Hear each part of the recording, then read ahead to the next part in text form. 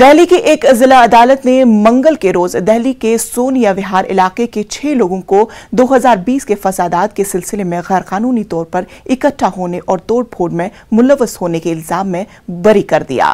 اس معاملے میں سونیا وہار تھانے میں FIR درج کی گئی تھی، جس میں الزام لگایا گیا تھا کہ ہجوم نے ہنگامہ آرائی اور توڑ پھوڑ کے ساتھ ساتھ آتش زنی کی، جس سے علاقے میں دکانوں اور گاڑیوں کو نقصان پہنچا۔ تحقیقات کے بعد چارج شیٹ داخل کی گئی اور یہ دعویٰ کیا گیا کہ تمام ملزمین کے خلاف عینی گواہ کے ساتھ ساتھ الیکٹرانک شواہد بھی موجود ہے۔ ملزمین کے وکیل نے عدالت کو بتایا کہ ملزمین کو جھوٹے مقدمے میں پھنسایا گیا۔ ان کے خلاف ریکارڈ پر قانونی طور پر قابل قبول شواہد موجود نہیں ہے۔ ایڈیشنل سیشن جج وریندر بھٹ نے استغاثہ اور وکیل دفاع کی دلیلیں سننے کے بعد ملزم اجے، روہت سکسینہ، راج عرف دھیرج اور ہروندر راوت کے ناکافی ثبوتوں کی بنیاد بنا کر بری کر دیا۔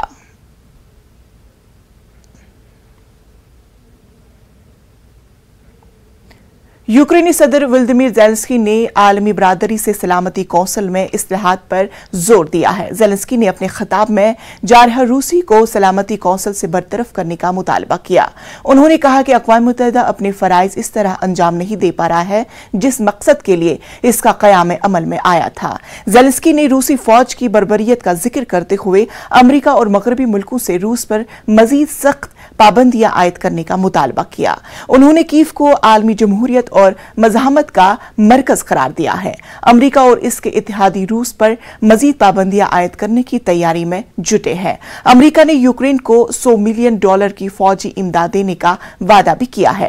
ادھر یوکرین کے شہریوں پر روسی حملے جاری ہیں۔ لیویو شہر میں دھماکوں کی آوازیں سنی گئی ہے۔ Зараз принциповий момент, передусім для західних лідерів. І це вже стосується не того, як наші люди оцінять нові санкції і що про них скажу я. Це стосується того, як рішення про санкції оцінять у самих західних суспільствах. Після того, що світ побачив в Бучі, санкції проти Росії мають бути співмірними тяжкості воєнних злочинів окупантів.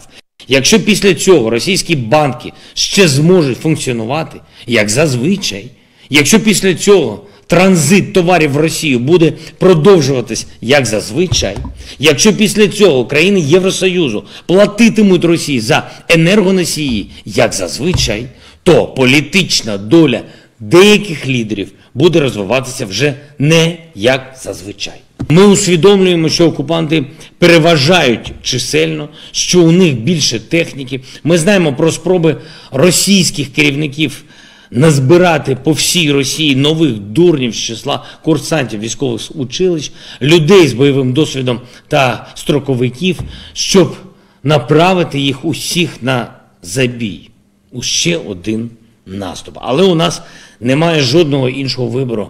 Вирішується доля нашої землі і нашого народу. Ми знаємо, за що воюємо і робимо все для цієї перемоги.